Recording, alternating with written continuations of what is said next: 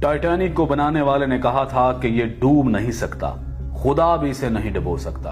फिर ऐसा हुआ कि पहले ही समुद्री सफर के दौरान वो ऐसा डूबा कि आज तक निशाने इबरत है, और उसको देखने वाले जो भी जाते हैं वो भी बड़ी मुश्किल से बच पाते हैं। आज से ठीक 111 साल कबल टाइटैनिक एक अंधेरी रात में एक बर्फानी तोदे यानी आइसबर्ग से टकरा गया था। उस वक्त जहाज पर सवार ज्यादातर अफराद नींद की आगोश में थे। हादसे के वक्त टाइटैनिक 41 किलोमीटर फी घंटा की रफ्तार से इंग्लैंड के शहर साउथहैम्पटन से अमेरिका के शहर न्यूयॉर्क की तरफ जा रहा था, और सिर्फ 3 घंटे के अंदर 14 और 15 अप्रैल 1912 की दरमियानी रात टाइटैनिक बहरे ओकेयानूस में डूब गया। वो जहाज जिसके बारे में कहा जाता था कि वो कभी नहीं डूबेगा, न सिर्फ चंद घंटों में समंदर में गर्क हो गया, बल्कि इस हादसे में 1500 के करीब अफराद भी हलाक हुए। 111 साल बाद भी उसे सबसे बड़ा समंदरी हादसा समझा जाता है। सितंबर 1985 में इस जहाज की बाकियात को बहरा ओकेयानूस में जाए हादसे से हटा दिया गया था। हादसे के बाद यह बहरी जहाज कनाडा से 650 किलोमीटर के फासले पर 3843 मीटर की गहराई में 2 हिस्सों में बट गया, और दोनों हिस्से एक दूसरे से 800 मीटर के फासले पर पड़े थे। 111 साल गुजरने के बाद भी इस हादसे के बारे में मुअम्मे मौजूद हैं।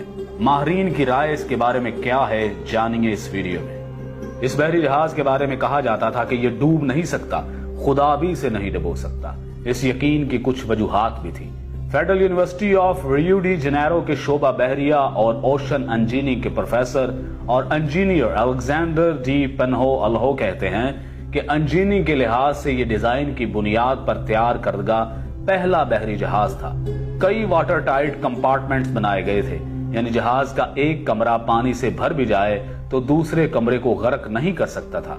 वो बताते हैं कि इस जहाज की तैयारी के दौरान कुछ मुश्किलात पेश आई थी, जैसा कि जहाज की ऊंचाई कितनी रखी जाएगी ताकि बिजली की तारें और पानी के पाइप ठीक से काम कर सके। इस पर बहुत सोच विचार की गई थी। प्रोफेसर अल्हो के मुताबिक इस पर गौर करने के बाद उस वक्त के इंजीनियर्स ने जहाज की ऊंचाई का तयन किया। यहां तक कि सैलाब की सूरत में उन्होंने अंदाजा लगाया कि पानी छत की ऊंचाई तक नहीं पहुंचेगा। उन्होंने छत पर महफूज कंपार्टमेंट भी बनाए थे, लेकिन तब किसी ने बर्फ के तोदे से जबरदस्त टकराव का सोचा भी नहीं होगा।